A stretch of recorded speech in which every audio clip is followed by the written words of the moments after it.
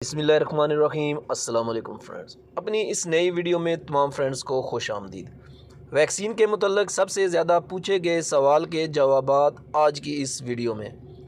ہمارے بہت سے پاکستانی بھائی انتظار کر رہے تھے کہ پتہ چلے کہ سعودی عربیہ میں کون سی ویکسینز اپرووڈ ہیں۔ وزارت صحت نے بتایا کہ وزارت کو ملنے والی بہت ساری پوچھ گچھ کے جواب میں مملکت میں اب تک منظور شدہ ویکسینز 4 ہو گئی ہیں۔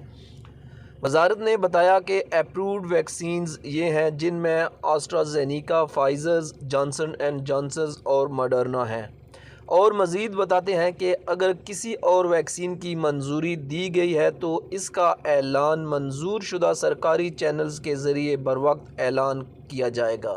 جو پردیسی بھائی پاکستان میں سعودی فلائٹس کھلنے کا انتظار کر رہے ہیں وہ ہمارے بھائی ان میں سے کوئی بھی ویکسین لازمی لگوا لیں، کیونکہ پاکستان میں آپ کو ہو سکتا ہے 15-20 ہزار تک یہ ویکسین مل جائے، لیکن سعودی عربیہ میں کوارنٹائن کا خرچہ 3,000 ریال سے 7,000 ریال بتایا جا رہا ہے۔ باقی ہمارے پاکستانی اور انڈین بھائی کافی سمجھدار ہیں۔